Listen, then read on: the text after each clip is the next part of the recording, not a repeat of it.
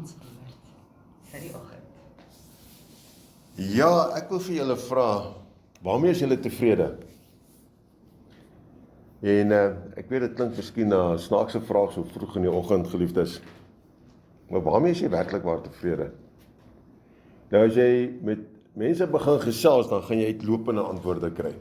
Absoluut uitlopende antwoorde. Die een is tevrede met dit, daai is nie tevrede met dat nie, en so sal dit aangaan. Maar ek wil graag vir julle vanoggend hierdie gedeelte uit Matteus 15 uitlees, vers 22 tot 28. En dit gaan oor die Kananeese vrou. En 'n Kananeese vrou het van daardie gebied gekom en na hom geroep en gesê, wees my barmhartig, Here, seun van Dawid, my dogter is erg van die duiwel besete. Maar hy het haar nie 'n woord geantwoord nie. Toe kom sy disippels nader en vra hom en sê, stuur haar weg, want sy roep agter ons aan. Nou net in hierdie eerste paar verse lees ons, hierdie vrou kom en sy loop agter Jesus hulle aan, met hom en sy disippels, en sy bly aangaan en sy bly sê, luister, help my dogter, sy is, die duiwels het haar daarom oor aangevat, hulle het haar oorgevat in dit. Jesus ignoreer haar, hy praat nie eens met haar, dit lyk nie asof hy haar aandag gee nie. Die disippels raak geïrriteerd met haar. En hulle sê later vir Jesus, ag, stuur haar net asseblief weg, sê vir Samaya of iets man, laat sy net gaan. Jy weet, maar Jesus antwoord tog volg, maar hy antwoord en sê, ek is net gestuur na die verlore skape van die huis van Israel.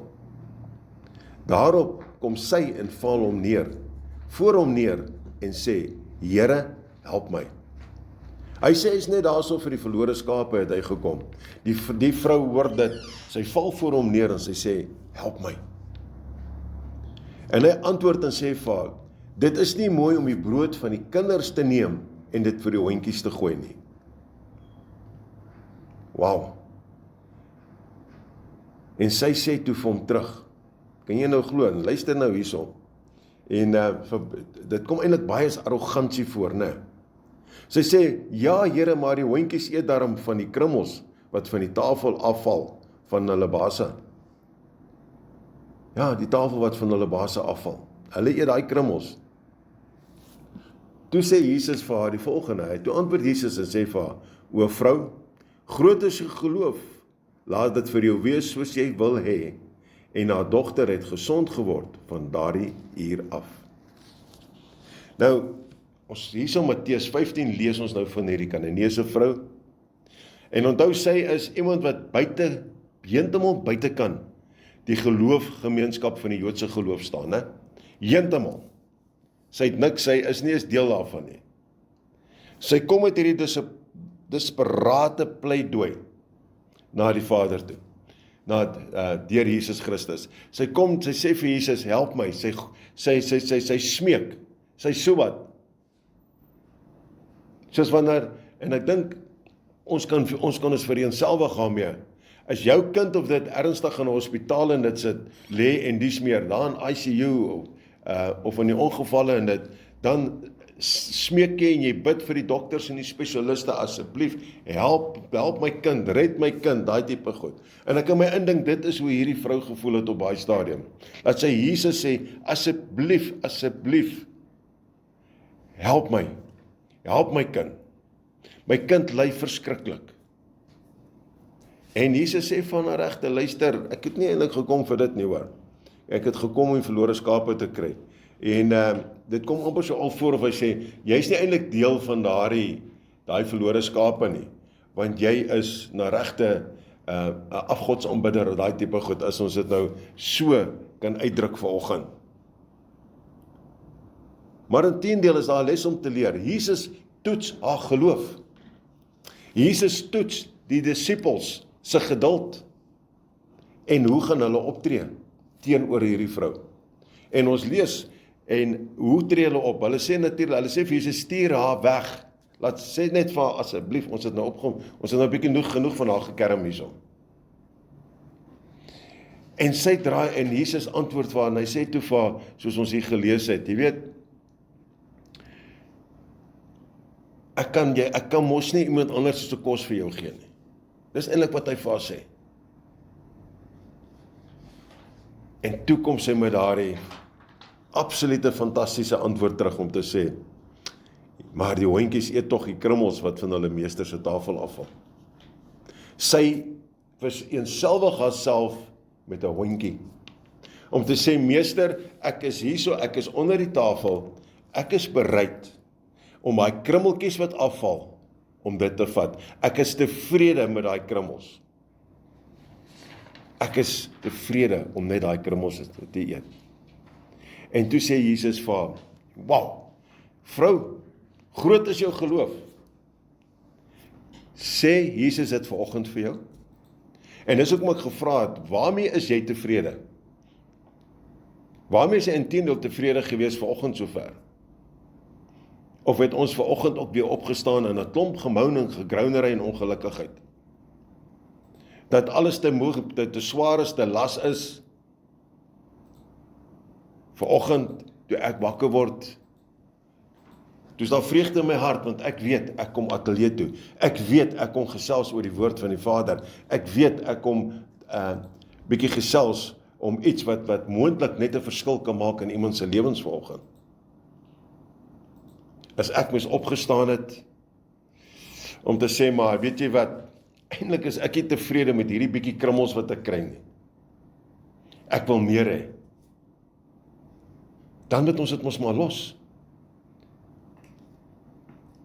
Ek weet, geliefdes, ons voel baie, en dit voel vir ons, of ons onwaardig is, of ons buite die kring van God se seën staan, laat hy ook vir ons sê dat, hoor jy so, of wat laat hy ons ook net ignoreer. Maar weer eens vanoggend kom hierdie Kananeese vrou en sy sê vir ons en sy herinner ons, dat geloof gaan nie oor wie of wat jy, waar jy vandaan kom is. Dit gaan nie oor wie jy is nie, wat jy besit nie, hoe jy lyk nie, hoe jy aantrek nie, van waar jy gebore is nie, waar jy bly nie. Dit gaan oor wie jy aanroep. Wie roep u vanoggend aan? Wie roep jy elke dag in jou lewe aan? Roep jy werklik waar die almagtige, lewendige, drie-enige God aan? Werklik waar. Selfs die krummels van God se goedheid, hoor mooi wat ek vir sê, selfs daai krummels, al is hy hoe klein, van die goedheid van die Vader, is kragtig genoeg om jou lewe te verander. Ieder en elk se lewens te verander. So kom ons hou op om te sê, ek soek nie krummel nie, ek soek die volledige snybrood, of ek soek inteendeel die hele brood, want 'n krummeltjie is nie genoeg vir my nie. Dit is hoekom ons bietjie denkwyse moet verander. Ons lewens moet inpas in die wil van die Vader. Kom ons bid saam. Ons almagtige God, hemelse Vader. Vader, ons kom vandag vanoggend, soos hierdie Kananeese vrou, na U toe. Nie met verdienste nie, maar met geloof, Vader. Weereens, Vader, kom ons tot die besef, dat selfs die krummels van U genade, oorgenoeg is vir ons en ons huis. Dat dit meer as genoeg is, Vader. Daarom, Vader, met 'n hart van reinheid vanoggend, nie met een net wat aan behoefte en liefde is nie, maar een wat tevrede is met die krummels. Aanvaar ons dit so, en bely ons sondes voor U. Vader, ons weet dat Satan die duiwel kom en hy sê, Aubrey, krummels vir jou, nou, wees is nie genoeg nie. Jy gaan doodgaan van die honger. Jy moet die hele brood kry. Dit is 'n leuen. En ons staan vanoggend op teen hom en ons sê vir hom, dis 'n leuen en in Jesus naam sny ons vanoggend jou leuns af. Ons verklaar dat dit geen verder effek op ons lewens gaan hê nie. Ons verklaar dat dit afgesterwe het in ons lewens deur Jesus Christus, ons saligmaker en verlosser. En ons verklaar, ons is tevrede met elke liewe krummeltjie wat ons van die Vader af ontvang. En daarom kan ons opstaan vanoggend en ons kan dit uitbasyn en sê, Satan, duiwel, ons vrees jou nie, ons bang jou nie, ons bang ook nie jou demone nie, nog minder vir die mense wat jou om ons plaas, wat onder jou invloed is nie. Want ons is Gods kinders, en ons het Jesus Christus, wat saam met ons beklei. En in sy naam het hy dit alles nou uit ons lewens uit verwyder. En daarom kan ons kom en ons kan uitgaan met 'n hart vol van vreugde, 'n hart vol van lig en lewe uitspreek daar buite. En daarom kom ek vanoggend, Vader, en ek sê dankie dat ek die voorreg het om namens almal vanoggend lig en lewe op hierdie golflengte uit te spreek. Op elke en iederlike persoon se finansiële omstandighede en situasies, elkeen se gesondheid, elkeen se besigheidsonderneming, hulle werksplek van 'n diensneming, elke huwelik, elke verloving, elke persoonlike verhouding waarin hulle betrokke is.